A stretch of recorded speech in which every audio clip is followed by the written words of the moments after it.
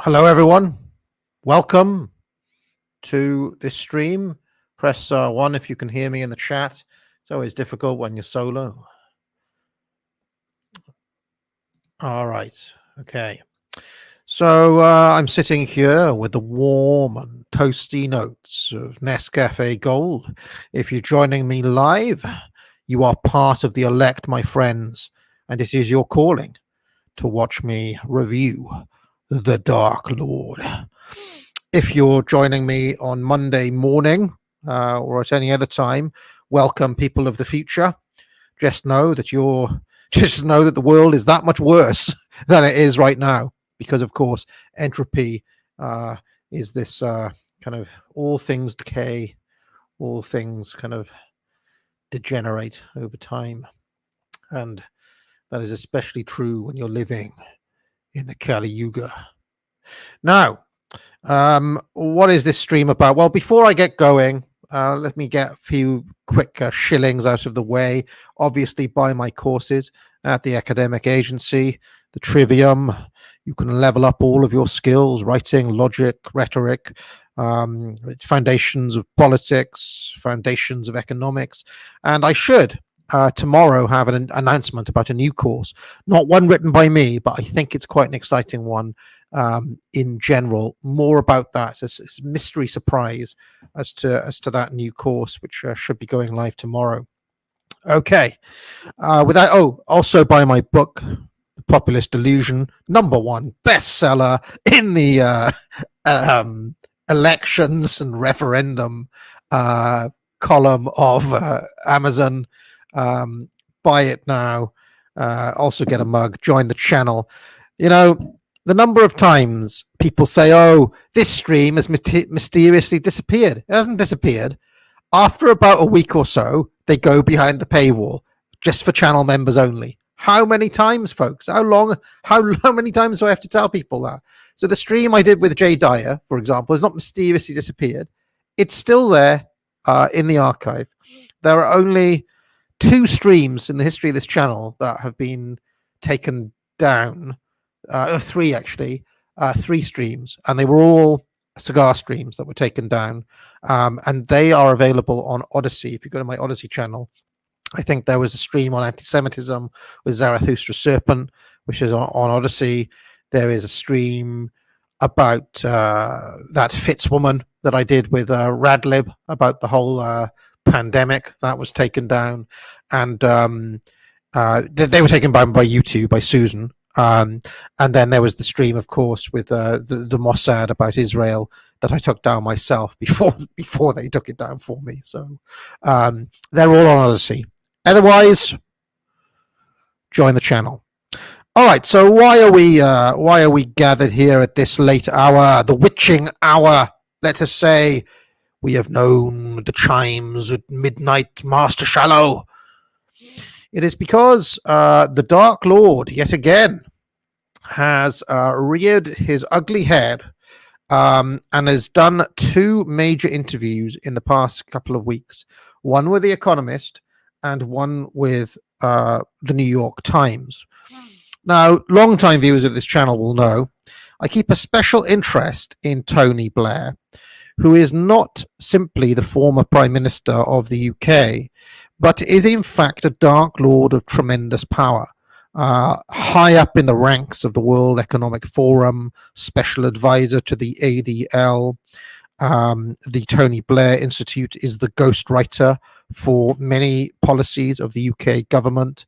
It is an NGO backed by the Bill and the Bill Gates Foundation. I always forget the name of his wife. Is it Melinda Gates? Bill and Melinda? Bill and Melania Gates. I can't remember. Yeah. So Bill Gates has his kind of greasy fingers in the pie of Blair as well. It doesn't matter the topic. We did streams on Kazakhstan, and the Dark Lord was lurking in the background. So it's interesting now that this essentially neocon war, this NATO-led effort to get everybody to support Ukraine and to think that Vladimir Putin is the second coming of the mustache man. It's funny now. that Blair, who just 6 months ago was all about the pandemic and the vaccines and about the importance of making sure everybody takes a jab, now has to have his two pennies worth on this. And before we even get into these interviews, the first question that you should be asking is, why are these interviews published at all? Why is it that former Prime Minister Tony Blair has to intervene so often into the discourse? Why has he constantly given a platform by the likes of The Economist, the New York Times, and every other outlet of the empire of lies? Why does the man have such a prominent public profile still, when he hasn't been the Prime Minister since 2008?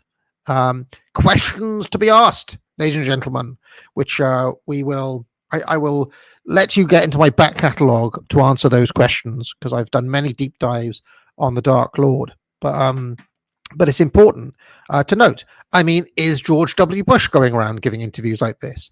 Is Gordon Brown going around giving interviews like this? No. I mean, once in a while, you may get a statement from John Major or George Bush or Gordon Brown or David Cameron, once in a blue moon. But Blair is ever present. He has to have his say on every major issue of the day. And so let me just explain why I do these streams. Let me just explain why I keep a close eye on what the Dark Lord is saying. The best way of seeing the Dark Lord is the point man of the WEF types, of the global ruling oligarchy, if you want, the ruling class in the UK. And also he still acts as this intermediary between the UK and America as well. So he constantly has note the New York Times is an American newspaper. He is always giving these interviews with CNN and MSNBC. So he's in the American discourse as well as the British discourse. And you have to see the pronouncements of the Dark Lord as, well, what is it that Sauron wants? Okay, he's not Sauron himself, but he's like a Saruman. He's like an agent of the true elites of this world. So let's just keep a close eye on him. Okay. Now, many people will tell you, actually, well, he's not that important. He's just a bloke. He's just a puppet. That's not true. I would warrant that Tony Blair, even now in 2022, is more powerful than both Boris Johnson and Joe Biden. Okay, he doesn't hold formal office, but, well, let's just take a listen to see what the Dark Lord has to say today. I'm going to make the screen big, and the way this is going to work, I'm going to play this interview, and then I'm going to pause it to comment as we go through. We're going to look at two interviews, first with The Economist, and then with the New York Times. Are you ready? Let's go. I knew Putin in two incarnations. Even in that second incarnation, he was brutal but calculating. My anxiety is we got a third. Britain's former Prime You've got to love the production, the dark music, Minister Tony Blair has met Vladimir Putin several times and knows what it's like to negotiate with him. Tony Blair sat down with The Economist editor-in-chief to give his take on how the West should deal with the... Note, by the way, that Blair just has a direct line into the editor-in-chief of The Economist. If Blair wants, a 20-minute interview with The Economist, of course, the world will stop and they will give him the top platform. Even if nobody watches. Well, there's one person watching, and it's me, ladies and gentlemen. It's me. Russian president. He deserves to be completely defeated. This global but divisive statesman told us Western foreign policy has lost its way. The wake-up call to the West has been going on for a long time. And that Western democracies must use this moment to get back on the front foot and shape the global balance of power. Every crisis is an opportunity, right, Tony? Every crisis is an opportunity. Tony Blair, thank you so much for joining us. So what about Look at the lighting, by the way. Amazing. Anyway, let's carry on. the evolution of Vladimir Putin? I mean, you've met him and you describe how early on you thought of him as a reformer. What do you think has happened? When I first met him, we offered a strong relationship with NATO precisely in order to allay Russian fears that, NATO was about encircling Russia. Then, over time, you noticed that he was removing all the democratic checks and balances with. Now, hold on, Tony.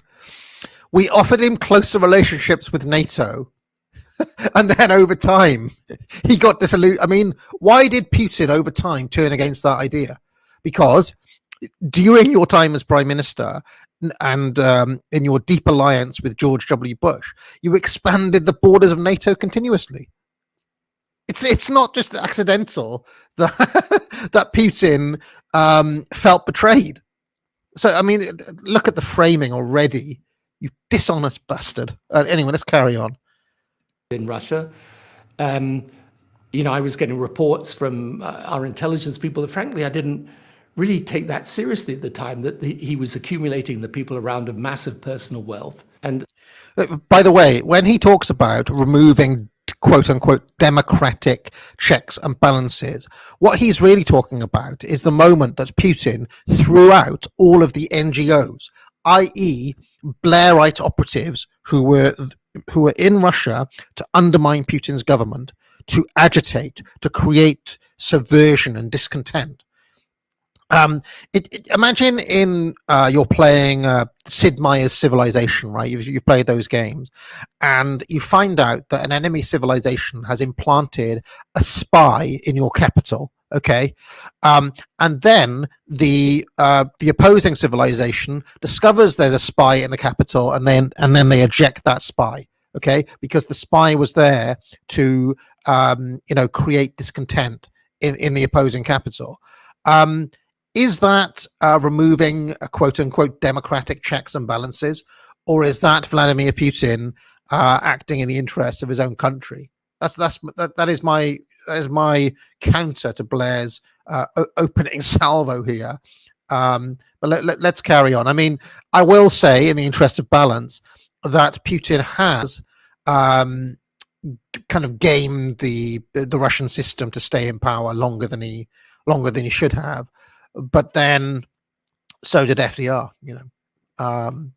So I mean, while we're on the subject of democratic checks and balances, let us not forget who was the most autocratic leader of the Great Britain since World War II. It was Tony Blair, the least accountable. He famously led Westminster from a very close-knit group where he kept out members of the cabinet. Do you remember those secret meetings he had with Alistair Campbell and Peter Mandelson and his little close crew? He wouldn't even let cabinet members in on the decision-making process, and he's got the audacity to say that Putin is removing democratic checks and balances. Anyway, let's continue. The anxiety I think that everyone has now is that he has become so detached from reality that you've got a new incarnation. The worry I have now with Putin is that is he capable of thinking rationally about this in a way that anyone else outside of that closed bubble that he inhabits? I mean, the sheer fucking gall and irony of this as well. Putin doesn't live in reality, and he cannot see outside of his own bubble, says Tony Blair, representative of one of the most closeted elites who live entirely in their own bubble, who don't listen to anyone else, who deal in unreality on a daily basis. Notice, I mean, it's binary surfer always says it's always projection with the left, but look at this projection. It's Putin who doesn't live in reality and who lives in the bubble, and it's all of his guys who live in reality and don't live in a bubble. But in fact, the exact opposite is the case. Putin has been the one who's been dealing in reality, realpolitik, and so on. And it has been the NATO, the ruling class, who can't really see outside of their own arseholes at the moment. This is obvious for the world to see. And if you look at the way that the geopolitical order is lining up behind this, it's becoming ever more obvious that it is this neoliberal ruling class that Tony Blair represents who are the ones in the bubble, not Vladimir Putin. But let's carry on. Can relate to. The war in Ukraine was a wake-up call for the West. Was it a wake-up call for you too, or did you see this coming? No, I didn't foresee this. But I think the wake-up call to the West has been going on for a long time. So even if we couldn't be sure what he was going to do, the West, in my view, has been essentially in retreat for over a decade. You know, this is a problem for us, and we've got to deal with it. So let's talk about this Western retreat. There's lots of reasons for that, but one reason I think that many give is that it is essentially a legacy of Western overreach, particularly the war in Iraq. Do you think that the war that many people think was disastrous and illegal, the invasion of Iraq, has reduced appetite in the West for military intervention, and indeed did it embolden and strengthen Vladimir Good question from The Economist, to be fair. Putin? I don't think it emboldened or strengthened him. Whether you agreed or disagreed with the military action, Saddam Hussein removed the Taliban in order to replace it with a democratic process. Compare and contrast that with Putin. He went into... He did not... He just didn't answer that question, did he? He said, whether you agree or disagree with it, we'll remove Saddam Hussein and try to put in democracy instead. Now, let's contrast that with Putin. I mean, it's just... Anyway, let's continue. Syria to prop up a dictator. There were chemical weapons used against the Syrian population by Assad. We took no... I mean, that's a lie. We know that was yet another WMD special lie that NATO put out, that Assad used chemical weapons on children against his own population in the middle of a civil war and a crisis. Assad, for no reason at all, just unleashed chemical weapons on his own population. Yeah, brilliant action. So I think that's what he sees. Vladimir Putin is rightly, his invasion has been called a crime of aggression.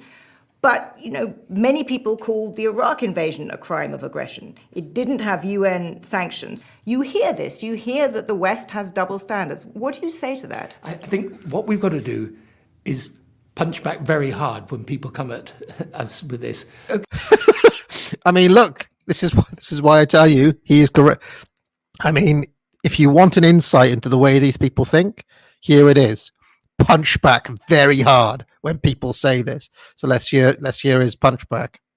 Okay, you may disagree with what was done, but compare getting rid of a brutal dictatorship and trying to replace it with a democracy. Okay, you can say that it was a flawed effort and there were failures attached to it, but that was, as it were, something supported, by the way, by the Iraqi people when they turned out to vote in the election. Yeah, the Iraqi people supported it. I mean, he's basically just tripling down. He's just saying, listen, when we go and invade countries, it's for democracy. And that's good, because dictators are bad and democracy is good. And so when we go and do wars, offensive wars in this way, it's justified. Whereas when Putin does it, because Putin is a dictator and he's evil, and because the darling Zelensky represents quote unquote liberal democracy, therefore it's bad. Friend good, enemy bad. This is just pure Carl Schmitt, just from the point of view of a globalist. Compare and contrast that with literally invading a country that's no threat to you whatever, and a country that's never proved any problem for anyone. Come on. What happened in Afghanistan last year, the nature of US withdrawal, isn't there an argument that could have emboldened Vladimir Putin because he thought he would get away with it? Yeah, sure it did, but the point is we didn't need to do it. We could have stayed there and we could have helped the country over. we shouldn't have withdrawn from Afghanistan. Exactly. There we go, Tony. Look, Tony's like, you didn't need, you let the Taliban back in. The Taliban that we destroyed 10 years ago, who are back, you let them back in. So, shouldn't have withdrawn, should have stayed in Afghanistan indefinitely. So, I mean, from the point of view of empire, of course, he is correct. From the point of view of like pure power, it was probably a mistake to withdraw, like from his project's point of view, from the neocon project, the withdrawal from Afghanistan. He's probably right on that. They probably should have. They probably should have stayed there. Senseless though it was. If you're going to do it, you might as well see it through. Because what America have done instead, which is withdrawing and giving the Taliban a massive victory, has made them look like weak, and it's made them look pathetic, to be honest. So, I mean, from their point of view, he's actually correct here. So let's carry on. For a longer period of time. Now, of course, but that goes to the point right round the world you see this. I mean, my institute does a lot of work in Africa. You see all over Africa. That's an interesting point, by the way. Tony Blair is not only the point man for Great Britain and so let's just say UK, US relations, he is also their point man down in Africa for reasons nobody knows. I mean, but he oversees you have to see Blair as a kind of I don't know what you call it, like an emissary, he's an overlord of like in a corporation where people get portfolio. Blair's portfolio has Africa in it. Again, reasons we don't know. But Tony Blair, for example, was in charge of like vaccinating half of Africa. Don't know how well that went, but he was in charge of it. The influence now of China and now increasingly of Russia. The West is slow, it's bureaucratic, it doesn't work out how to build the right relationships, and yet many of these countries would prefer a relationship with America, with Western countries. So my point is a very simple one. It's that if the West wants to get back on the front foot, it's got to do a number of things that are really important. And they're all linked together by one concept, which is strategy. You've got to have a strategic, long-term view of the West and its place in the world. If you do that, then all the other things can flow from that and you can get back on the front foot again. Richard Spencer is jacking off somewhere to this. He's like, yes, yes, yes. Can there be a lasting peace with Putin in the Kremlin? I don't think no one's going to believe any commitments that he gives, any assurances that he gives. And I do think out of this will come two things. One, I think this will prove his downfall eventually. That's my guess. I'm not saying it will happen immediately, but he's turned Russia into a pariah state amongst the West, at least, and crippled. Tacit admission amongst the West, at least. Tacit admission from Tony there that the rest of the world is either staying neutral or they haven't come down on the side of the West. Very interesting. That it also seems like he's hedging a little bit here, because this is the globalists' wish for the downfall of Putin. It's wishful thinking on their part, but they know that they may not actually have the mechanisms or the power to remove him, and this is frustrating the gay, as it were. His economy. But the second thing is that Ukraine will emerge as a stronger, more independent state, probably eventually a member of the European Union, I would say. So was President Biden right when he said this man must go? Well, he was just expressing an emotional response. Look, I think most people are sitting there thinking, how can you do this? I mean, literally, how can you do this? And when the tales of these atrocities in Bucha and elsewhere come out, and you see, I mean, 2022 on the doorstep of the European Union, it's evil, actually. But this does have. It's just the sheer gall of this man. Notice, by the way, he didn't respond to the earlier criticism of his own atrocities. He just said, "Oh, it was actually good when I did it. It was good when I did it. But when this dude does it, when Putin does it, it's evil." We can't believe anything he says. But if you're Russian or if you're Putin sitting on the other side of this, he'd be saying like, "Yeah, but why should anybody believe anything that you have to say, Tony? I mean, you have a track record of openly lying." He's even repeated a lie in this interview about Assad's chemical weapons, which was shown to be false. But, world keeps on turning. Sort of policy consequences, because you can agree that it's very hard to see lasting peace with this man in the Kremlin, and also agree that regime change should not be the goal of Western policy. But what then should be the goal of Western policy vis-a-vis Putin, given where he appears to be? You have to both ratchet up the pressure and try and get a structured negotiation and get an agreement that at least halts the hostilities. He deserves to be completely defeated, but I think the longer this conflict goes on, that becomes extremely difficult. So I think I find it very hard to see how you make a deal now. Basically admitting that Russia can't be defeated on the ground. Just admitted that. We need to keep on leaning on soft power. Basically, tacit admission from Tony that the Emperor of Lies is effed up here. Do you agree with President Zelensky that the West should be imposing tougher sanctions, particularly the Europeans, and there should be more weaponry, more offensive weaponry?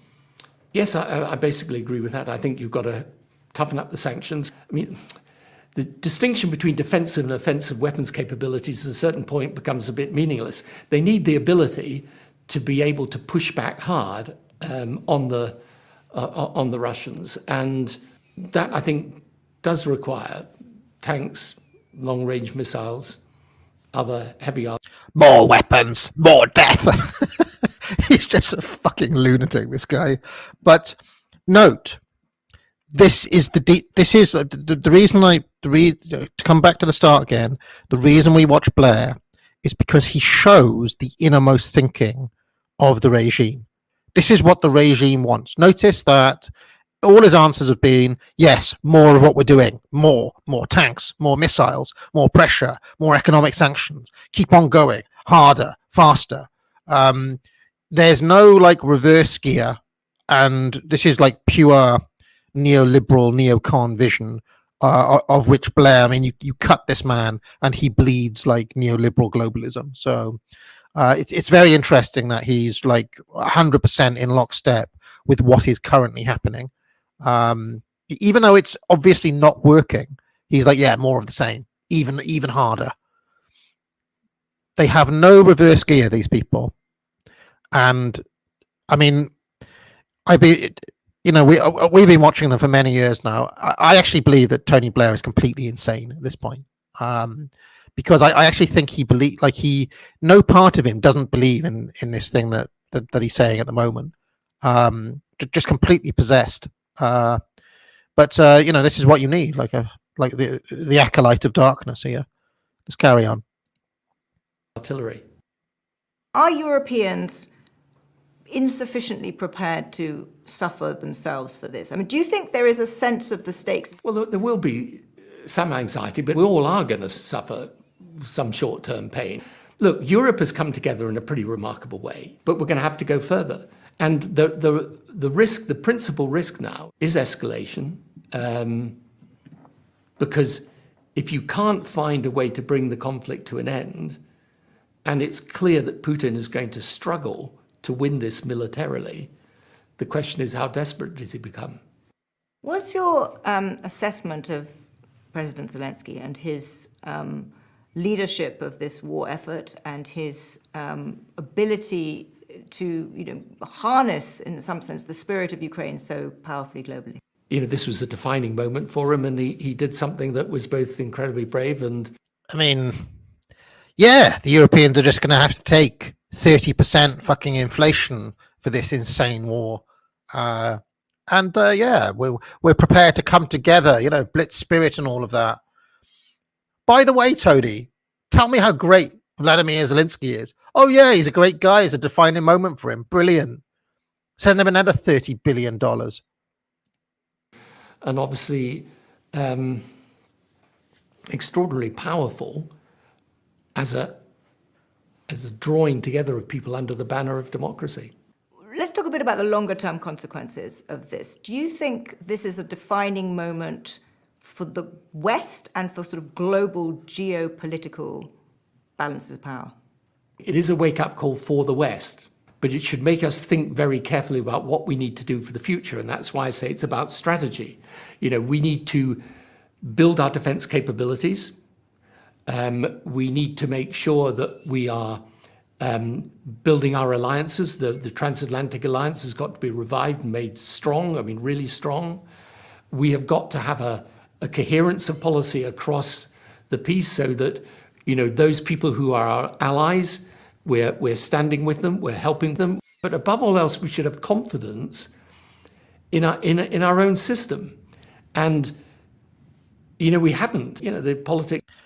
Why don't we have confidence in our own system? I wonder. 81 million vote Joe Biden. Yeah. Of the US in the last years has been, to be honest, it's been a mess and it's been a problem. There is a non-negligible possibility that Donald Trump wins the election in 2024. So can you be sure about, the US being where it is right now in terms of its position on Ukraine and Putin? Look, we'll have to accept whatever the US decides to do. These people elect him. I have no idea whether that will happen or not, or whether he's even going to stand. But the point is, whoever is the president, I think after what has happened, whoever. Now, this is significant now, right? Notice that Tony Blair, and notice what I've been saying. If you read my last Substack article on containment, I've been saying the Empire of Lies, is setting up for the possibility of a normalized second Trump presidency. Okay, I think they've realized that this Joe Biden administration has been a disaster, and that in order to win a lot of people back and to restore their faith in the regime may involve accepting Trump. Okay, and Trump will bring millions of people back into the fold to keep on fighting the forever wars. Okay, I've been. People don't believe me. I've been saying this for some months now that the system is gearing up for Trump again, but this Trump will be a normalized, contained Trump, not the Trump of 2015. It will be a kind of Trump of the regime as a containment vehicle in order to win support back for NATO, for the West as a bloc, as against Russia and so on. The fact that Tony Blair here didn't say, oh, that would be a disaster for democracy, that would be terrible if Trump came back, is very telling. Because, as I keep on saying, Blair is extremely close to all of these major players. The Larry Finks and the ADLs and the World Economic Forums and so on. He is like one of them. He thinks that at that top level strategic line. Okay, and he's come out and said we need to put this woke thing away. Blair has said that in the past. This is Blair basically just accepting, well, Trump could be the president, and that's fine. That's fine. We still need to carry on doing the bidding of the Empire of Lies, and if that involves bringing Trump in, so be it. We bring Trump in. They will always back themselves, by the way, to control any strongman.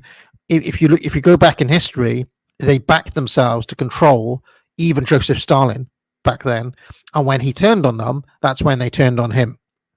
So I honestly think that there are moves afoot within the deep American state to set up for this second Trump presidency, where it's going to be like, okay, he's going to be the president again, but this time he's going to be on our side. Mark my words, this is going to happen. And many people watching this will cheer it on and will move away from dissident spheres when that happens. I'm just calling out the gays play before it happens, but always pay attention to Blair's answers. He has reconciled to the fact that Trump might be president again, and he doesn't care.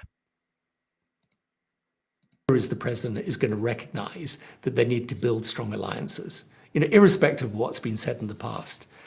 So I'm not too worried about that, no matter what happens. And the second part of your strategy was building the alliances more broadly. But if you look at countries from India to Saudi Arabia to the UAE to large numbers of countries in Africa, they have not been part of this anti-Putin alliance. They have not really come out in support of Ukraine in any meaningful way. I have to say, this editor-in-chief of The Economist has told more truth in her questions than you might imagine. She hasn't really grilled him. She's let his slippery lizard-like answers go. But her initial questions have been quite good, to be fair to her. She could have been a bit of a tougher interviewer, but, let's not forget that these are all Blair puff pieces, basically. So let's see what he says. I think it's a spur to us to think strategically. Look, if you're India, you've got Pakistan next door to it, it's got China, which is a constant presence on its border with skirmishes. If you're India, you need to build your defense capability. So maybe we should be asking the question of why have the Indians gone to Russia and not...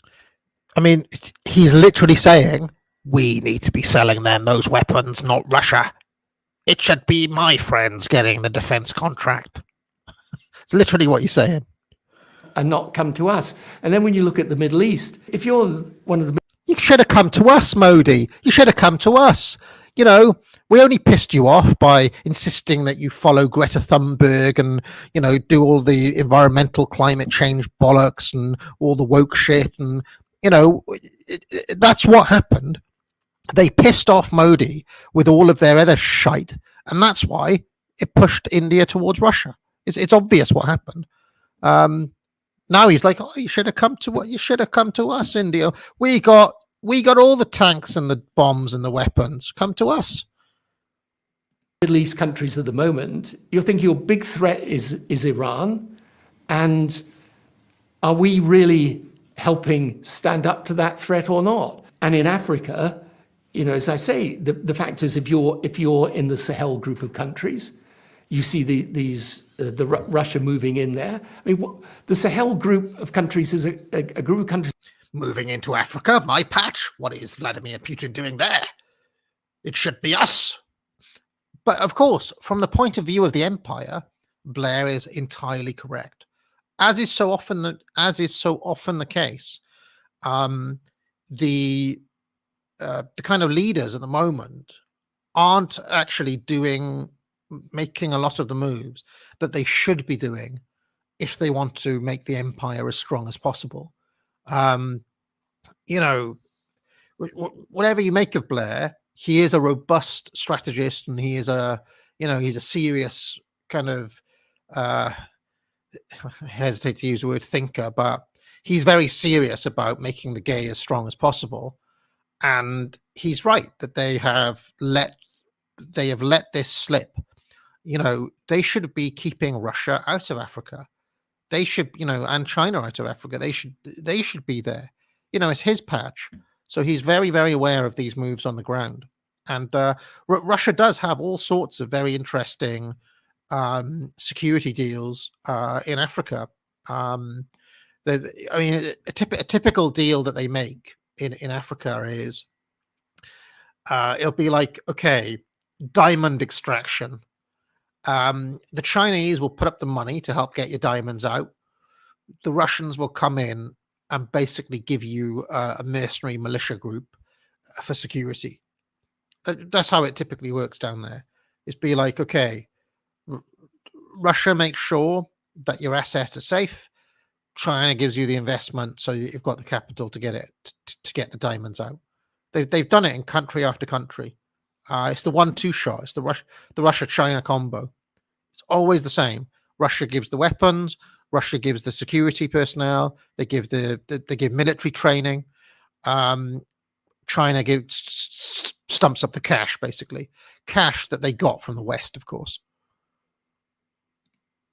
Is where it's absolutely vital for the West to be seen to act and to be acting against this jihadist extremism and all the problems that those countries have. If we don't act, by the way, we're going to get floods of migration from those countries and big problems of extremism.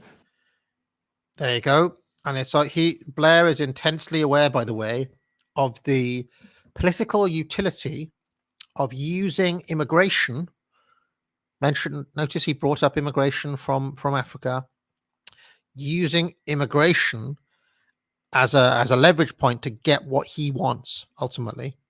This is why Blair, by the way, is a far more sophisticated political player than some of the ideologues in the Democratic Party, like Elizabeth Warren, for example, who are like, oh no, we must go full steam ahead with immigration all the time. Blair's like, no, I understand that people don't like immigration, so let's make a set of promises, or let's use the fear of immigration to drive policy that we want.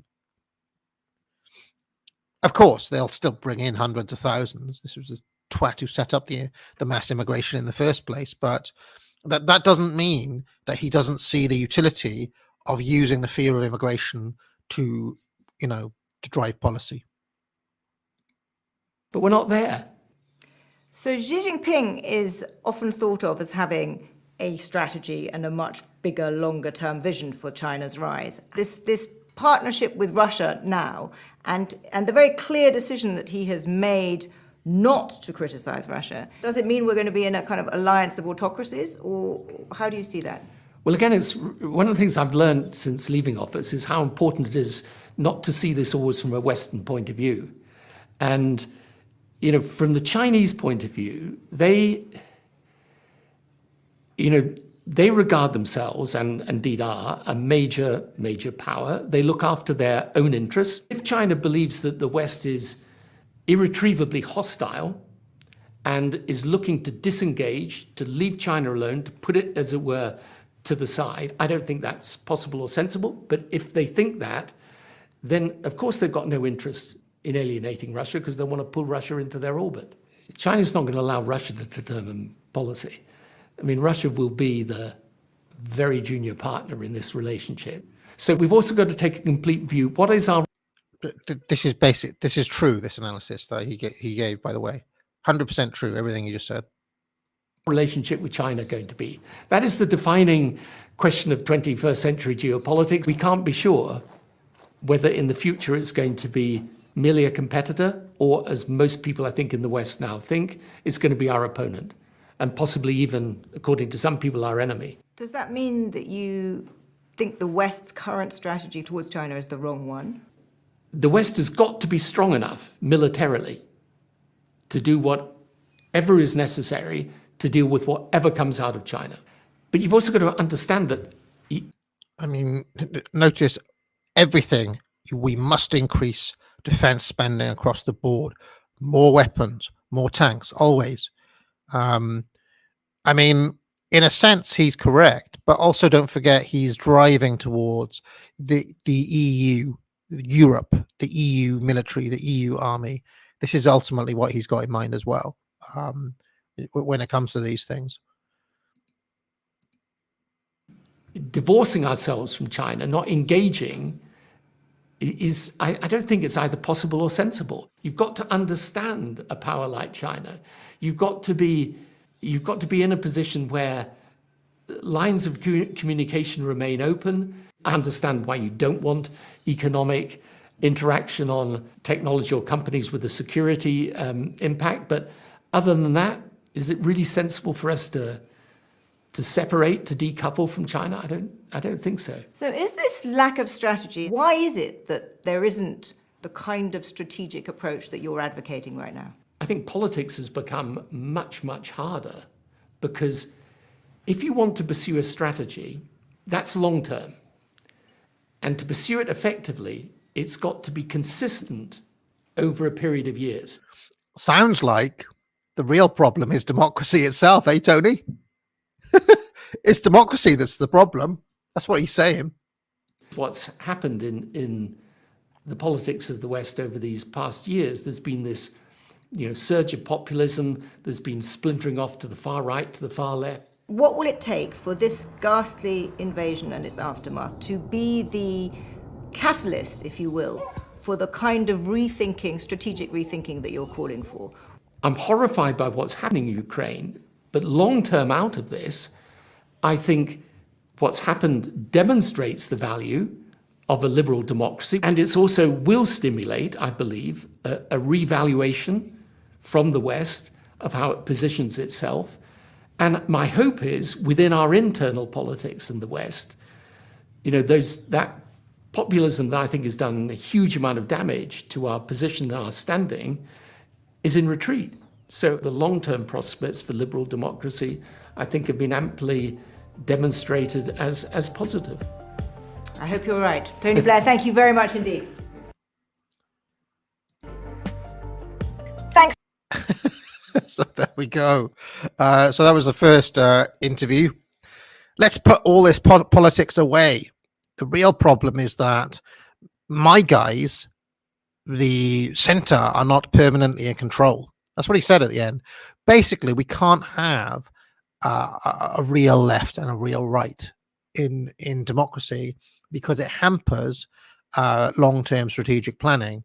So instead, what you need is a permanent oligarchy of people like Tony Blair to do, managerial fusion between international finance and government, as embodied in a man like Tony Blair, to do the thinking instead. That's really what he was saying at the end there, if you read between the lines. Now, and I'm not actually suggesting that he's 100% wrong when it comes to that, because it is a problem that you don't have consistent long-term strategy across various administrations, and that is a problem that the West has, because America can't see through any project. I mean, it's just, if you look at the mess they made in Iraq and Afghanistan, they don't see anything through. So, I mean, whether you agree or disagree with what the policies are, and obviously most of us disagree with those policies, you at least have to see them through. But of course, they can't do that because they have to keep on playing this game of appeasing voter bases and so on. So let us watch the second one now. I'll just take a quick break to cover any super chats that have come in so far, and then we'll watch the second one, which is with the New York Times. Okay. Sensum Cominium says, thank you for the cigar recommendation earlier. Also, will you be narrating an audiobook version of The Populist Delusion? Take care and all the best to the family. There will be an audiobook of The Populist Delusion, but I will not be the narrator. I can tell you that for certain.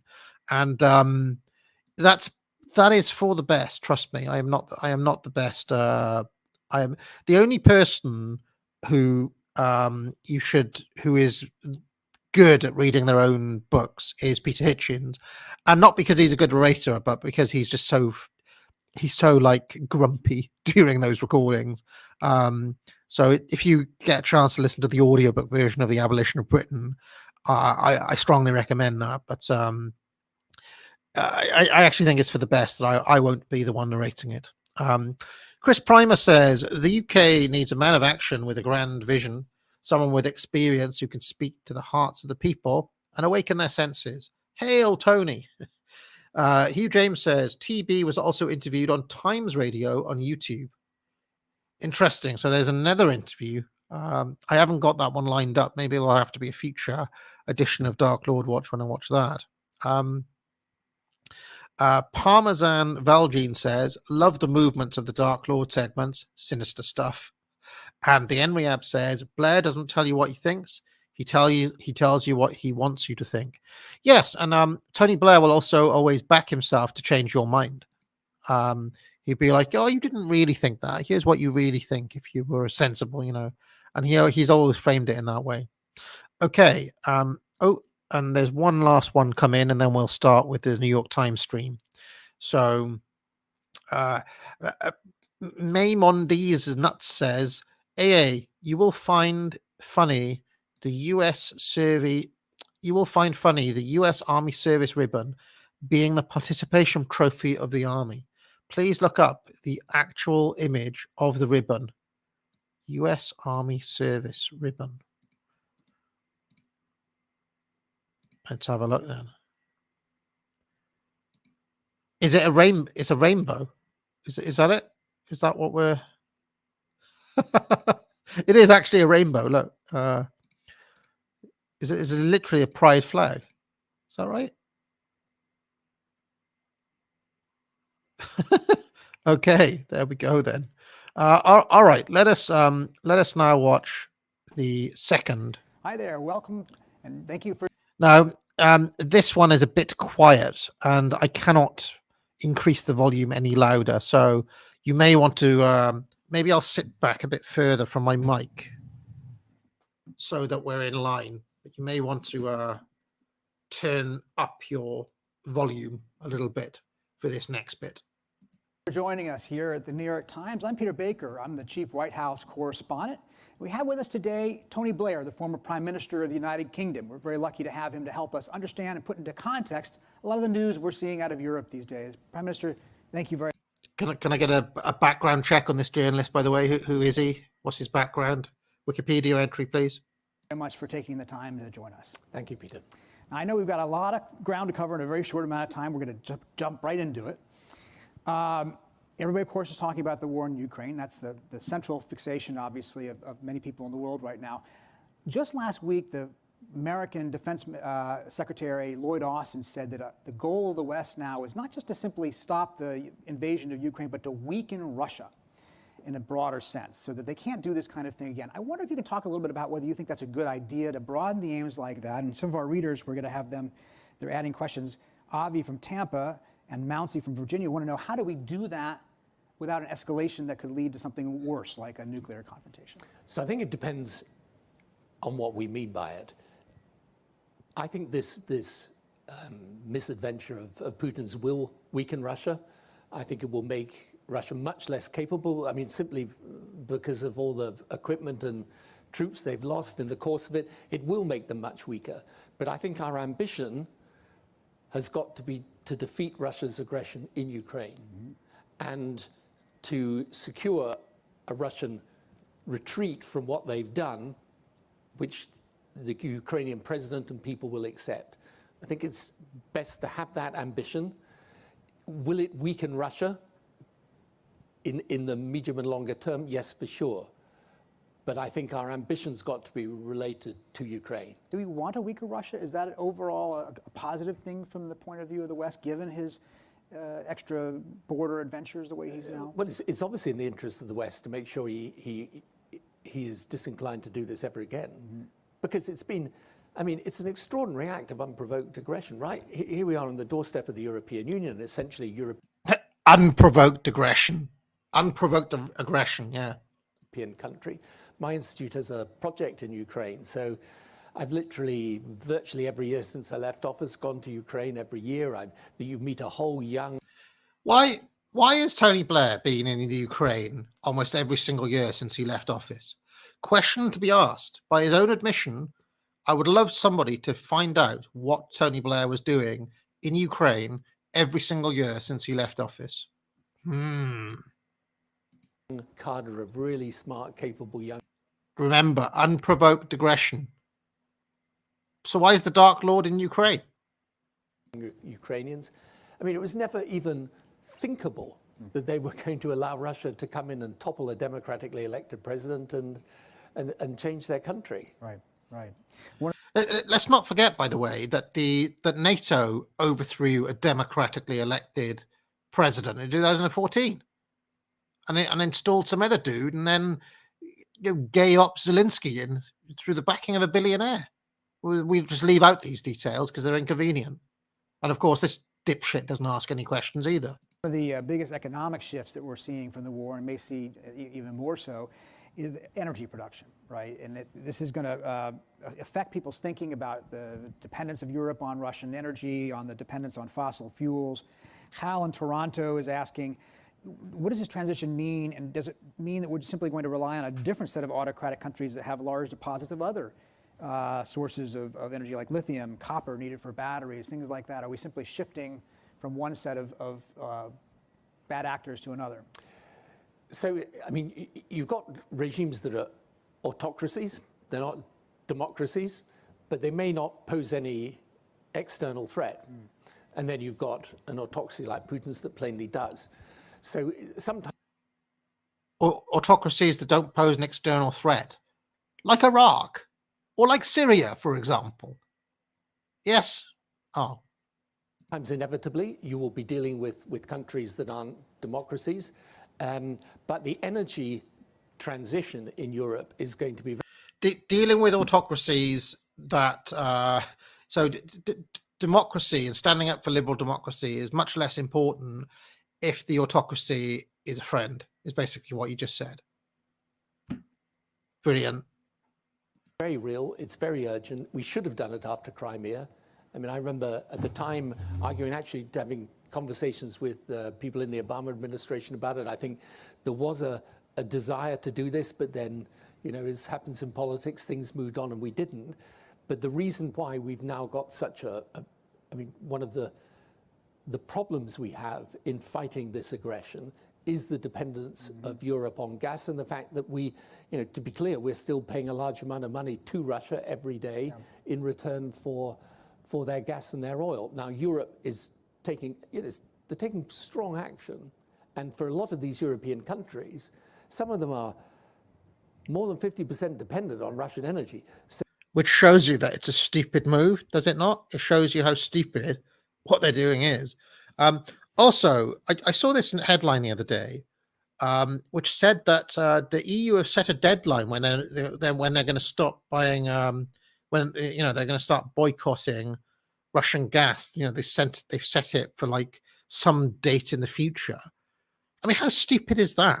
You know, if you're Russia and you're like, oh, these people we're selling gas to, they're going to boycott us at this date. I mean, why wouldn't they just turn off the gas right now? I mean, it's like these people don't understand leverage. They don't have leverage or power in this situation. So this is one of the most stupid elements of this whole ordeal. Is the element of the gas. They can't reroute it. There's no alternative provider of that gas.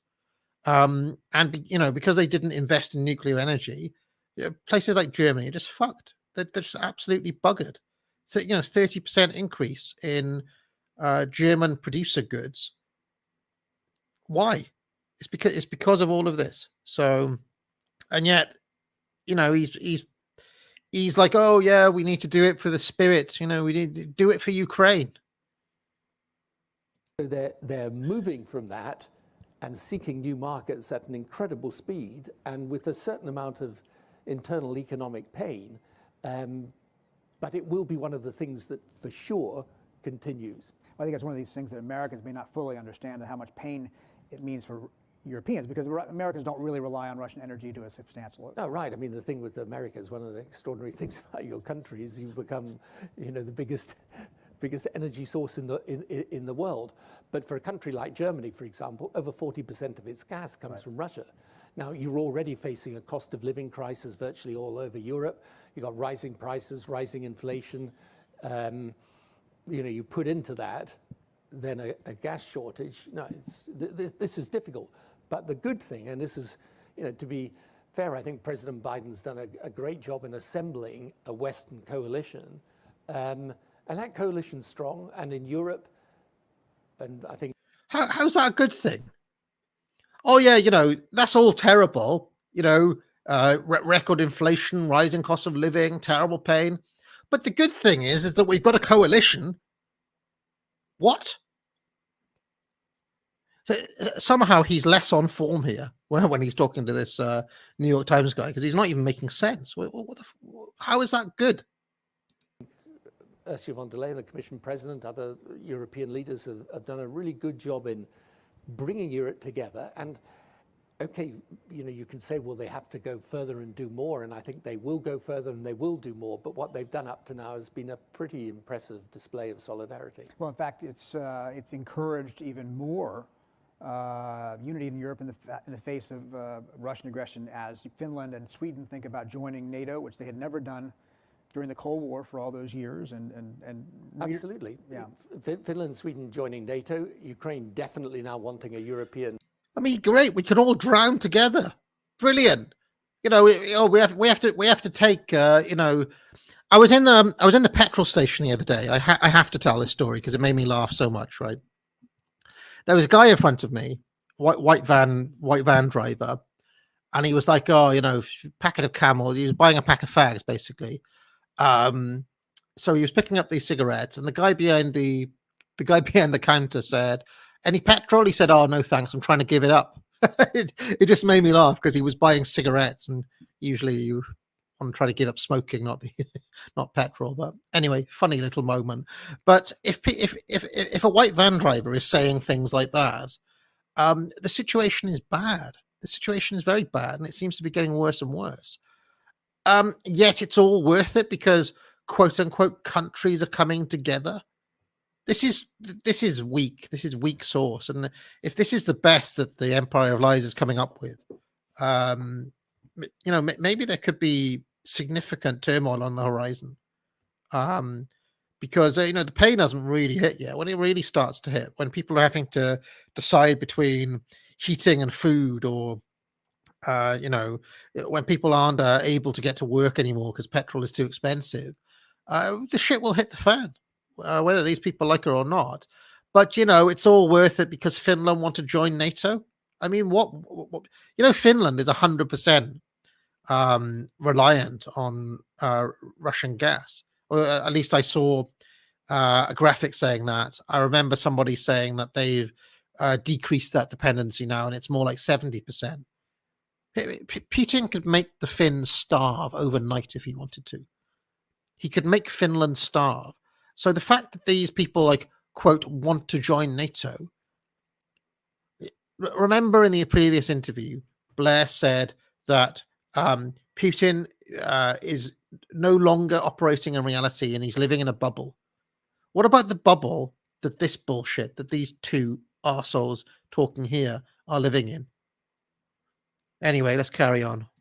Perspective, I think other countries, Moldova, which is obviously in a very delicate position now, also wanting European Union membership. You've got Serbia, Albania, North Macedonia, other countries in the Balkans and Eastern Europe wanting to join. Now, President Trump, of course, made a big point of pushing European members of NATO to up their defense spending. He used a sledgehammer as he did so.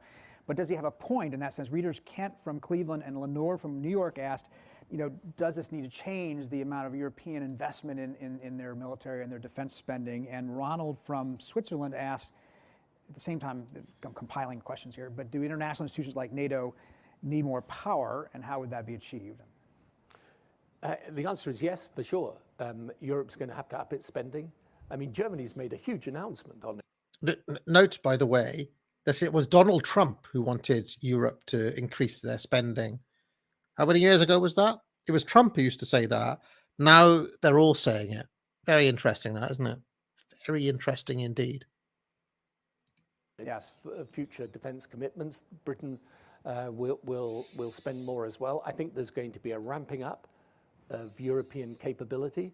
And, you know, NATO's going to be, my assessment is NATO's going to be examining every dimension of what it's doing in order to improve capability. So this is a big change. Of course, maybe we're getting answers to a question that Thomas77 has been asking for a long time. Why does NATO exist? Period. What is the raison d'etre of NATO?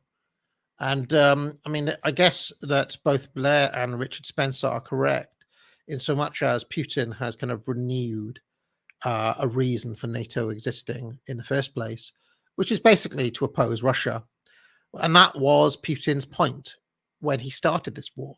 If you remember, when he gave the Empire of Lies speech, he told a story about how NATO had continuously just flicked him and flicked him and flicked him and pushed him out and basically refused to give Russia a seat at the table because NATO was set up to oppose the Soviet Union.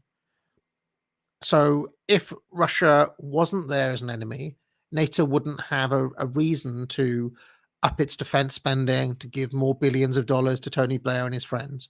So you can see, actually, in a strange way, that they maneuvered Putin into a position where he ended up helping them out and strengthening their alliance. That has happened without doubt, but that was baked into the cake. Putin knew that when he started. He had already come to that point before the war even started. So Russia's got nothing to lose at this point. And one of the ironies of what Putin's done is he's united Europe, he's given NATO a sense of purpose, he's got countries now lining up to join NATO, other countries lining up to join Europe, and a sense of coming together between America and Europe that hasn't been there for some years. When you were Prime Minister, you were part of the effort to expand NATO. Enlargement happened a lot during the 1990s and early 2000s.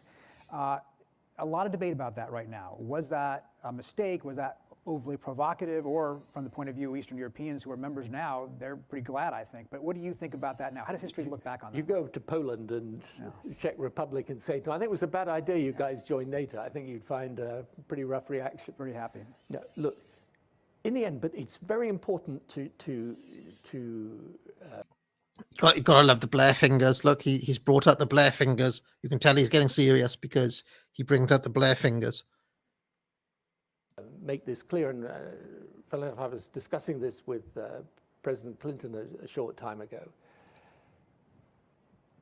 And this is one of the strange things about what Putin has done and his own journey of change. We made every effort to make sure that Russia was not feeling that NATO And the blade hands, the Blair blade hands, they come out as well. was aiming itself at Russia. We had the partnership between Russia and NATO that we established. I remember NATO summits where first Yeltsin and I think maybe even Putin came. It wasn't the G7 at the time. Right. In 2005, when I headed the G7, it was actually the G8. Russia was there. So this notion that we were kind of encircling.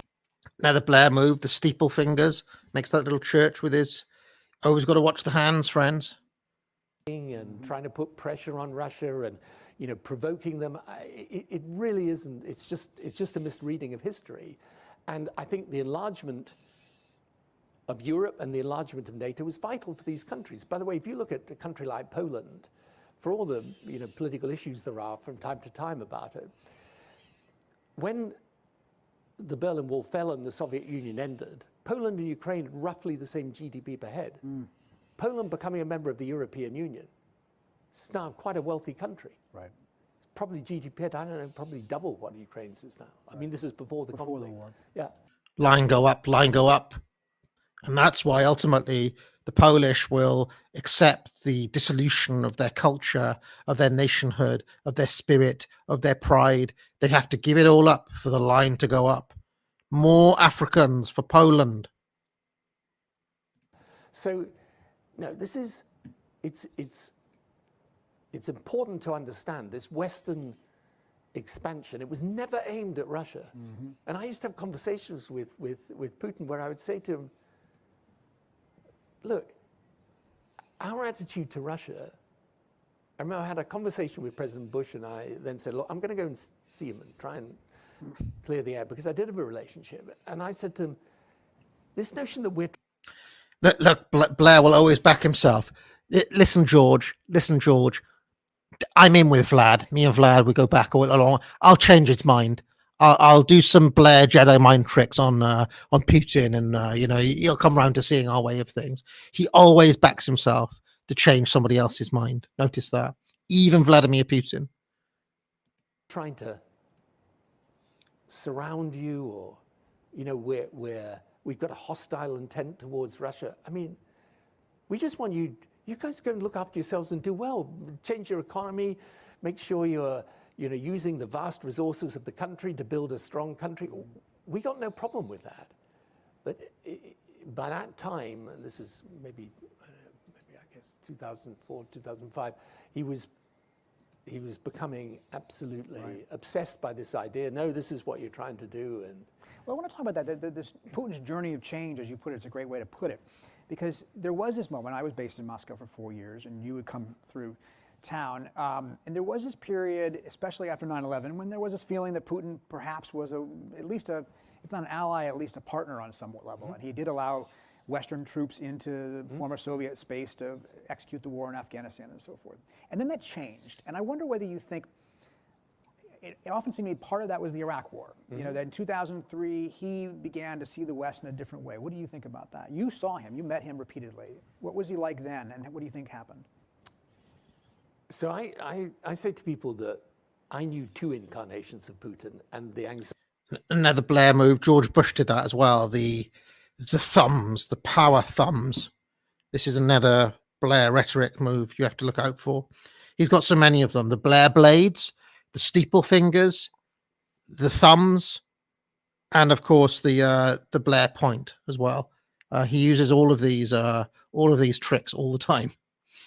Anxiety I have is that we're in a third.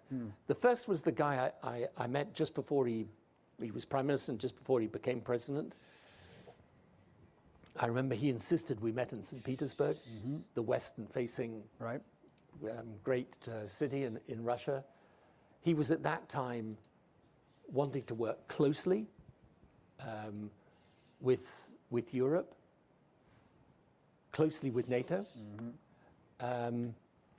Then there was a second incarnation, which I noticed even before Iraq. I mean, I think Afghanistan and Iraq showed him, that the West was prepared to use its power. But on the other hand, it's not as if either military action was aimed at Russia in any way. No, I think what changed was that his original ambition to reform the Russian economy and make it strong became too difficult, and also a whole series of vested interests grew up around. No, hold on a second. If you look at the GDP of Russia, that did actually go up massively after Putin. So that's just not true. Putin did turn around the Russian economy. He kicked out the oligarchs, your friends, Tony, who you then gave pads to in Notting Hill. Roman Abramovich has just been. You were the one who sold out London to Russian oligarchs who were kicked out by Putin. So do not give us this absolute bullshit. Putin did turn around the disastrous economy of Russia after Boris Yeltsin. You can just look at the graphs. I'm not going to pull them up now. It's just a fact. He did turn the economy of Russia around. And he showed that you don't need NATO or the West to boost GDP. So that also fires your previous argument about Poland, which has become NATO aligned and therefore line must go up. Actually, it was your friends in the Ukraine who tanked the Ukrainian economy. The Ukrainian economy was actually not doing that badly. It is now basically third world. This is pre-invasion under your friends, the shithead Zelensky and the dickhead who you installed before him. So I do not accept these economic arguments from Blair about Russia. Putin actually, the Economist and various other publications used to call it the Russian they used to call it the Russian miracle, if you remember that. The real reason for this Putin's journey, as Blair is calling it, is because this guy and his friend George W. Bush betrayed him. And if you watch the Oliver Stone interview with Putin, he explains exactly what happened, exactly why Putin turned, because they made him assurances that NATO would not expand, and NATO still expanded. And he said, look, if you keep on doing this, I'm going to retaliate. And that's exactly what has happened. They're not going to admit it, obviously, because don't forget, those oligarchs that Putin kicked out of Russia were their friends. And if you want the background on that, you can watch Keith Woods' video on Russia under Boris Yeltsin and who exactly were those oligarchs and who backed them and whose friends were they. So this is maximum Blair gaslighting and lies in this part of this interview. Very important for you to know the facts. Around him, there was a massive accumulation of wealth by a small number of people very close to him. And I think he then turned to nationalism. I mean, the easiest, in politics, I can tell you this after 10 years as Prime Minister and now the work we do in many different countries in the world, working on governance and the challenge of government. And the challenge of government is always getting anything done, right? It's the biggest problem, right? And it's the challenge of democracy. The challenge of democracy is efficacy. It's allowing things to move in a fast-changing world where things get stuck. And the thing about politics is the smart thing, but the hard thing is to be a reformer, right? So if you're trying to do healthcare reform, education reform, business reform, it's all difficult, but it's the smart thing. The easy thing, but in my view, in the end, the foolish thing, is to become nationalistic, right? So in an interdependent world, you say, I'm going to stand up for my country. And that means let me just stop him before he continues. This is the guy who oversaw the fucking destruction of this country.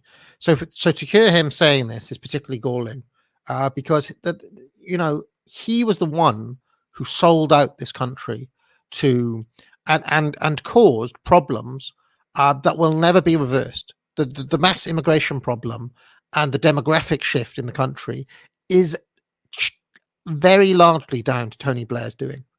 If you look at the immigration numbers before Blair and after Blair, it's really, really stark. So to hear him saying, "Oh, the foolish thing to do in an interconnected world is to stand up for your own nation," if you go this route, Blair's route, actually what happens is the abolition of your nation, as Peter Hitchens has pointed out and argued so eloquently in the abolition of Britain. So this is adding insult to injury from where I'm standing, and actually Putin has seen this coming down the line, and that's why he's standing up for his own nation, because he doesn't want Russia to just become yet another bloody McDonald's outpost, which is all the UK is now. So anyway, let's carry on. Engaging in a type of politics that's constantly playing to the emotions of my country and its feeling that the world is ganging up on us, and therefore we've got to stand up for ourselves. In other words, he couldn't deliver on the economic promises, and therefore he distracts from that by saying it's really the outside world. He did deliver on his economic promises. He literally did deliver on his economic promises. This is just, so much gaslighting. So much gaslighting in this interview. Don't forget, it was this shithead who led who was part of the ruling class that led to the 2008 financial crisis, which we've never recovered from, by the way. So anyway, let's carry on. World that's coming to get us, and it's their fault. Correct. You say you're now afraid he's heading into a third Putin. What is that third Putin like? Or may have already had there? Detached from reality. I mean, when people say, well, they got bad intelligence about Ukraine or bad intelligence about the European reaction, I said to people, you could have sent some tourists from Russia to Ukraine. They could have come back and told you that they weren't going to greet this with happiness, right? And that they're going to fight. So why is it then that many generals and Ukrainian troops have wanted to surrender and have been told by Zelensky's government that they're under no circumstances are they allowed to surrender? Why is it that Zelensky stopped people escaping and said that males between the ages of 18 and 60 are no longer allowed to leave the country? Why did they have to do those measures if the Ukrainians were so keen on fighting this war? And why is it the case that when Zelensky armed the population, that the population have decided more or less to sit out the conflict, even though they were given weapons to fight it? Could it be that the Zelensky regime is an oligarchical puppet government of a corrupt ruling class that you represent, Tony Blair? Maybe. Let's carry on. to preserve their country. And by the way, the Russians should know that, if anyone knows that. I mean, Russians and Ukrainians are very close. There's masses of family ties between the two groups of people. So you've got to be detached from reality. And it's an interesting thing about democracy. So I think there are two things that are happening in the world today, which are, things that show you why democracy is good. There are lots of things that have happened in the last 10, 15 years that show you why democracy's got its problems. But the two things that show you why democracy can be good are the invasion of Ukraine, because if you had a system of... As if Ukraine was a model democracy before Putin invaded. They literally overthrew the previous president in 2014. Oh, tell you what. I'm just going to let him talk because I'm getting really annoyed watching him at this point. For some reason, this interview was getting to me, that the level of gaslighting and lies coming from this man's mouth. Challenge around Putin. If he hadn't been there for all that time, surrounding himself with people just tell him what he wants to hear, he would never have done anything like this. And the second is the Chinese zero COVID policy. Right. Which again, if you had a system of challenge, someone would be saying, this is not a good idea, you can't do this, it's not going to work. So Putin is detached from reality, and you think it's because, or you suspect that the people around him aren't giving him honest assessments of things, that he is unwilling to hear it. Perhaps he has detached himself, isolated himself because of COVID. That's a lot of... What Blair is saying is that Putin is surrounded by people that don't agree with him, that don't agree with Tony Blair. Putin is surrounded by people who also think the invasion of Ukraine was justified and that Russian security interests are justified. That's what he's saying. Oh, why isn't Vladimir Putin surrounded by people who agree with us? What sort of point is that to make? Who sitting around fucking Joe Biden and Boris Johnson have a different opinion, genuinely? Who in the democratic ruling class of the West actually dares to disagree with them? If you disagree, you're no platformed. You're fired from your job. Your bank account is closed. You're not allowed to have a different opinion from Tony Blair and his friends. So this point that he's making about democracy, showing that there'll be a different view, is utter trash. Not a single person in the fucking Washington establishment listened to John Mearsheimer, did they? That there isn't a John Mearsheimer acolyte sitting around the table advising Joe Biden and his crony friends. So this is just utter bollocks. Also, when Tony Blair was in government, he didn't listen to anyone other than his closest advisors, which we talked about. Do you remember the sofa politics? The fact that he didn't allow the cabinet into those meetings? The fact that he made executive decisions? Again, this is just pure friend-enemy. And to also mention Carl Schmitt, decisionism, which is executive action and he who decides the exception, is exactly what Tony Blair did when he was in power, and it's exactly what Vladimir Putin is doing when he's in power. But, it's good when Tony does it, it's bad when Putin does it. That's all he's giving us here. The sheer chutzpah of the man is really incredible. Speculation, right? Yeah, you can speculate, but the one thing you can be sure of is that this was a massive miscalculation. Right. He can't be sitting there. I think he has adjusted his strategy. They now retreated from trying to topple the government and put in a Kremlin client government. They've retreated to this, which is very dangerous. Zelensky is an empire of lies client government, though. This is what they'll never admit, that the Zelensky regime is a client regime of the gay, installed by the gay. Oh, it's just... Oh, I might emigrate to Russia. I'm not. I won't really. As far as I think this southern corridor and around the Donbass and maybe up towards Transnistria and Moldova, that's their strategy now. But even that is going to be incredibly difficult to accomplish, and he's lost more troops in a couple of months than the British and the Americans lost in the whole of our engagement in the Afghanistan and Iraq. Right. Well, let me just real quickly on Iraq. A lot of your critics would say, what right do we have to lecture because the United States and Britain went into Iraq? Isn't that not that different than what Putin has done in Ukraine? Didn't we set the precedent for this? Aren't you responsible for this, or at least giving them a justification? So You always know, by the way, when Blair is a little bit mildly irritated with the interviewer because he gives that little laugh. It's another Blair tell, right? The little grin and laugh he gives. That's Blair saying, "You fucking don't come with that again. I'm going to give this a brush off. You dare do that again, and I'll go to your boss and I'll get you fired in the morning." my attitude is, even if you're completely against what we did in Iraq or indeed in Afghanistan, you've got to push back hard against this argument.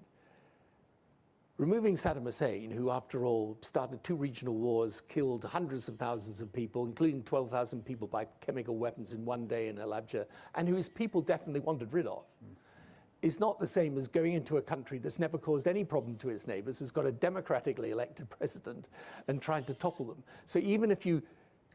It's good when we do it, it's bad when they do it. It's the same answer he gave to The Economist, if you remember. This is his set piece answer, and it's like, don't fucking go there again, Ben, or whatever your name is. Completely disagree with what we did. The two situations are not they're not in any shape or form similar, really, when you think about it and analyze it. You said the defining question of 21st century geopolitics would be the West's relationship with China, which obviously has a great deal to do with what's happening in Europe as well. Many of our readers are asking questions like Kubsak from Bangkok and Howard from Maryland, who are asking, what do you think that new geopolitics looks like? What do you think that the Ukraine war has shown us about how the world might best respond to any potential aggression by China when it comes to Taiwan? So I think what the West needs, and this Ukraine conflict is an opportunity for it to become a pivot point for Western policy. And it's a very overused word, this, but the West needs a strategy for its relationship with the world. In other words, by strategy, I mean a thought out, coherent plan in which in every aspect of what it's doing, it knows and can define what its strategy is, right? And that's different from a series of spasmodic reactions to whatever's happening in the world. So with China, my view is you need strength plus engagement, right? You need strength because you've got to be strong enough so that in whatever direction this Chinese regime goes, and we know it's become internally more oppressive, externally more aggressive, strength to ensure whatever happens, you're able to deal with it and if necessary to overcome it. But engagement, because China's not the Soviet Union and China's not Russia. China, by dint of its population, its economy, its technology, its civilization, is and should be a big world power. Our desire should not be to try and prevent China becoming a major power, right? It will become a major power. And I think it's a big mistake to try and force countries, as it were, to choose between their relationship between America and China, because they just won't in many different parts of the world. But you've got to be strong enough to ensure, and this is why the West has got to build its capabilities, and you could be strong enough to deal with China, whatever happens, you've got to build your capabilities. And then, for example, I could go around the world and tell you where the West hasn't got a strategy. We've not got a strategy, I don't think, a really coherent one for the Middle East anymore.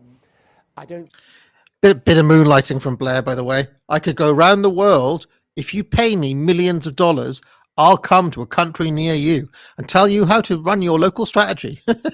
It's very funny, this. But yes, let's carry on. I think we've got a coherent strategy in relation to Africa, where China's presence is enormous. Russia's presence, by the way, has been growing significantly in the last decade. The West is hopelessly bureaucratic when it comes to dealing with these countries. They would prefer to deal with us, by the way. but they just find they can't, because they can't they can't attract the investment they want in from the West, because our rules are now very, very constrained around investment in Africa. They can't get our help in aid and development without a bureaucratic process a lot of them find disabling. So you go around the world today, my view is the West has got to have a strategy. And one of the reasons for that, and it's got a very specific China dimension to it, the Chinese have come to the view, wrongly, but they've come to the view that the West is decadent. In other words, decaying, in the literal sense of the word. They've come to the view correctly that the West is decaying and decadent. It is a correct assessment that anybody can see. Let's see how Tony Blair counters this. You've got to show them that's not true, because that will have its own reverberative effect inside the Chinese system. I mean, even though Xi Jinping appears in total control, underneath the surface there will be all sorts of debates and tensions. He's got to know, the Chinese government's got to know, the West isn't decaying. We believe in our value system. It is decaying, and nobody really believes in your value system. Nobody does. That's why we need to clear these twats out, because their worldview is insane. Prepared to stand up for it and stand up for our interests. And we do, I suggest that. Listen, Pete, Johnny come latelys, I explained the audio situation already. I can't get this up any higher, I'm afraid. All I can do is put my microphone back a bit further so that me and Blair are at the same level. How's that? Okay, let's try that. Not in order to be aggressive towards China, but in order to limit any possibility of miscalculation on their part. Right, right. Well, we talk about the West. What even qualifies as the West these days? I mean, like, is Turkey part of the West? Is Hungary part of the West? Are we so fraying ourselves in that sense that we can't define a strategy for the rest of the world because we can't define a strategy for ourselves? Well, it's a good point, Peter, but I think you can define a core. You know, America, European Union, the democracies of the world. I think you can define a core. Other countries where you can't be sure whether they qualify or not, yes.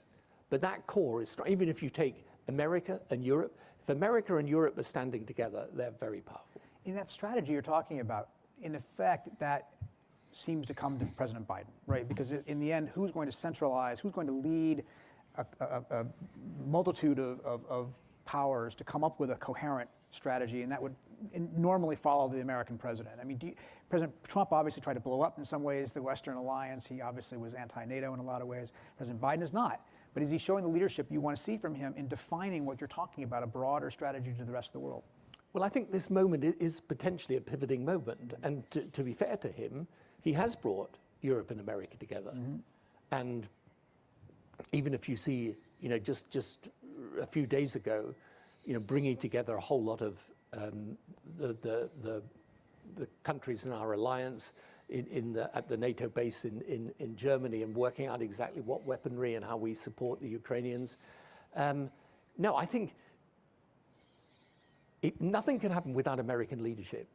And one of the biggest anxieties I have had in the last few years is I'm saying this with delicacy because it's not my politics, it's your politics. So I don't want to tell you what to do in your own country. But your polarization, the polarization of your politics, the profound kind of dysfunction that has led to, I think, is a big problem. It's a big problem for the West. Now, I believe in the end that very telling. Now, this is straight from the World Economic Forum. This is how they're thinking as well.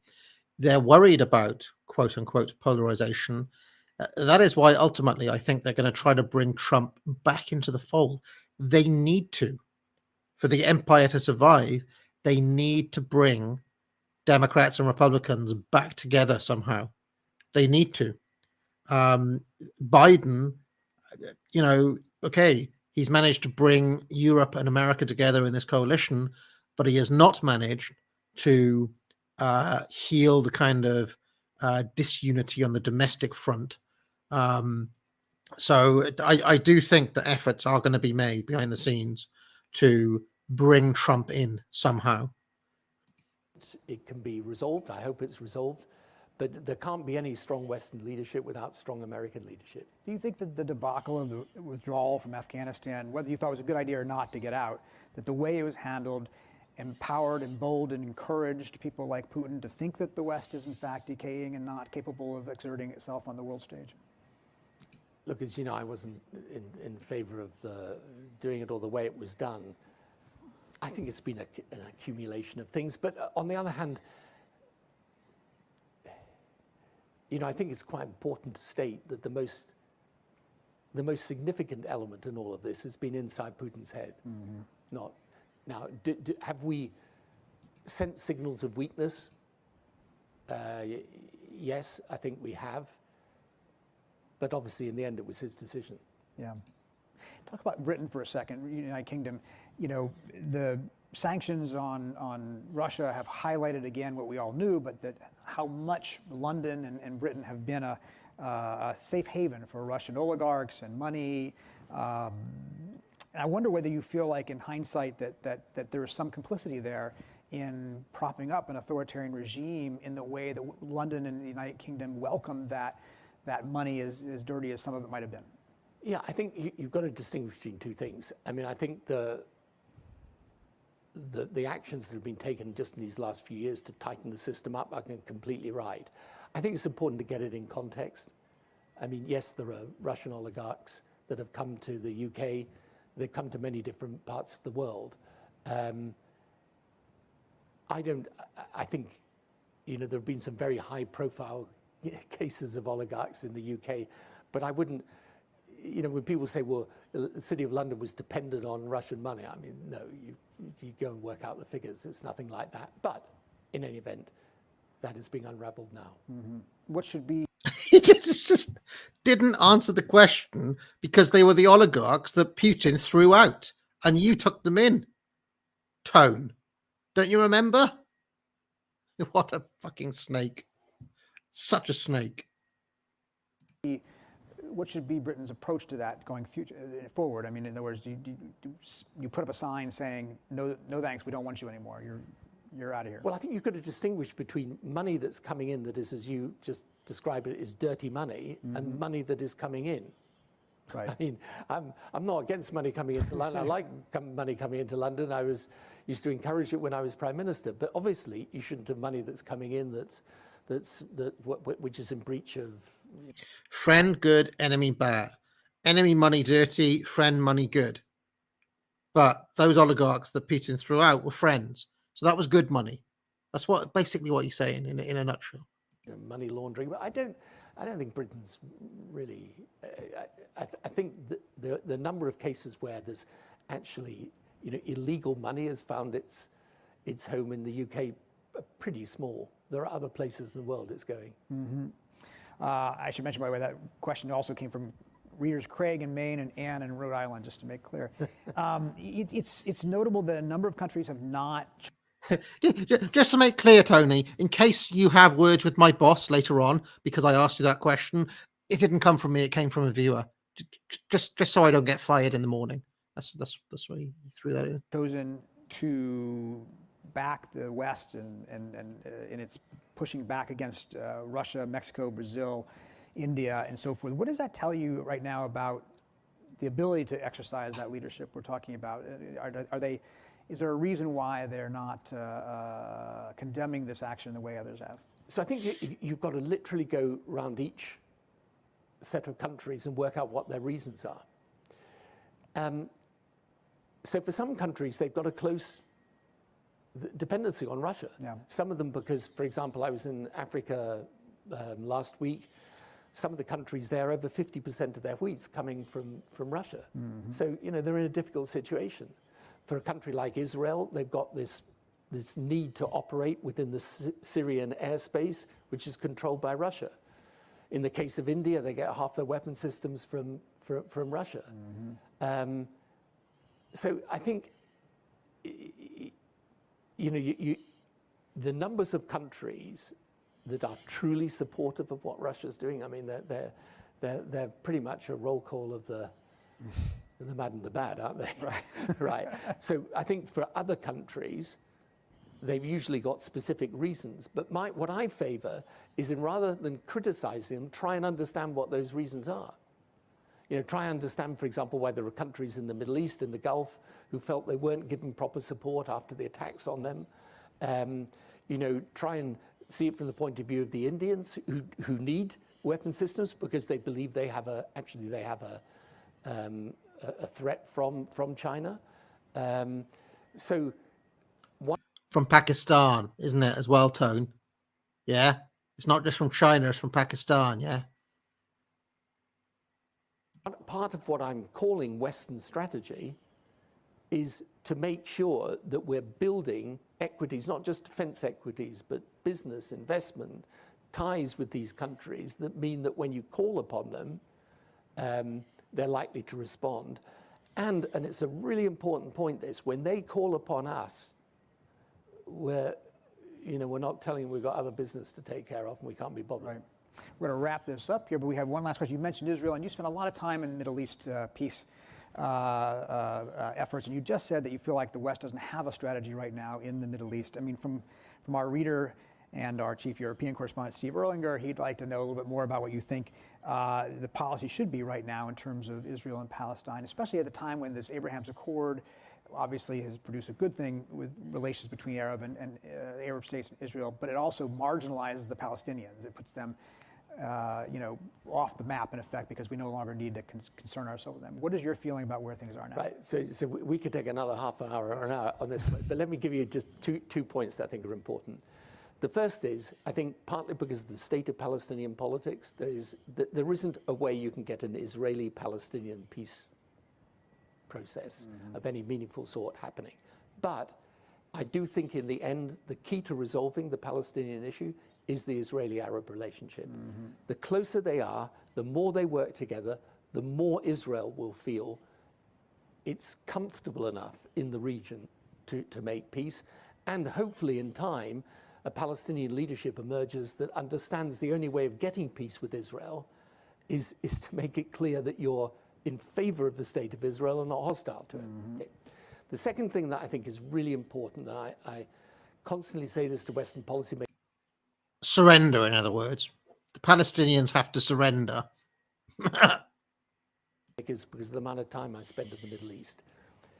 The battle in the Middle East today is not between Israelis and Arabs, Persians and Arabs, Sunni and Shia. It's a battle around whether the societies there can become religiously tolerant and open-minded, free from an abusive relationship with religion, and whether they can go towards what I call rule-based economies, where if people work hard and do well, they can build their business, they can help develop the economy.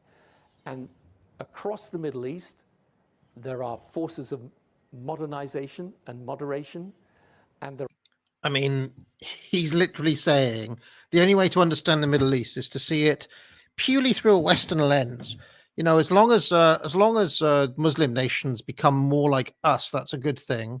But if they continue to try to, live according to their local customs and laws and their own way of doing things, that's bad. That's abusive. It's actually an abusive relationship with religion to do it that way. You actually need to be much more like the Empire of Lies, because liberal democracy is the true religion of the world. That's what you just said, essentially. There are forces of what I would call regressive and reactionary politics, usually based on this Islamist concept rather than respect for Islam, Islamism turning it into a political ideology. And if you want to know where the Western policy should be, it should be to get behind those forces of modernization and moderation and to isolate the others. Well, thank you very much, Tony Blair, for joining us today. We really appreciate your taking the time. Thank you, Peter. Thank you. And thank you to our readers for tuning in today and to our New York Times. Thanks, Peter. You won't get fired in the morning because you made sure you let the Dark Lord know it wasn't you asking the questions. All right, let's see if there's any super chats and we'll get out of here. So have a look at entropy. None in there. And then we'll just have a quick look in the main super chats. Yeah, there's a couple. Dilla98 says, loving the content, AA.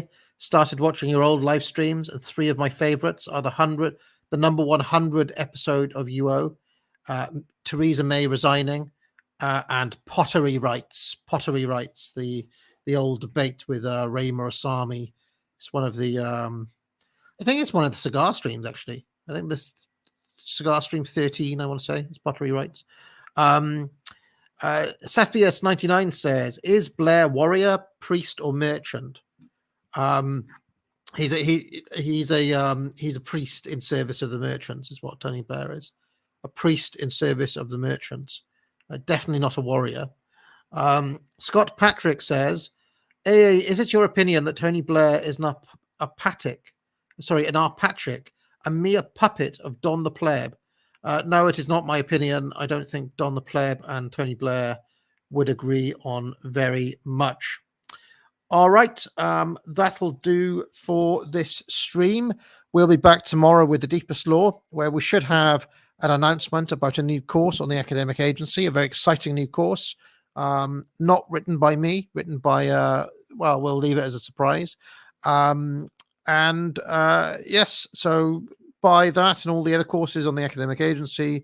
Join the channel if you want those old streams that were mentioned. Buy a mug, get my book, The Populist Illusion, join my Substack, but most importantly of all, get out.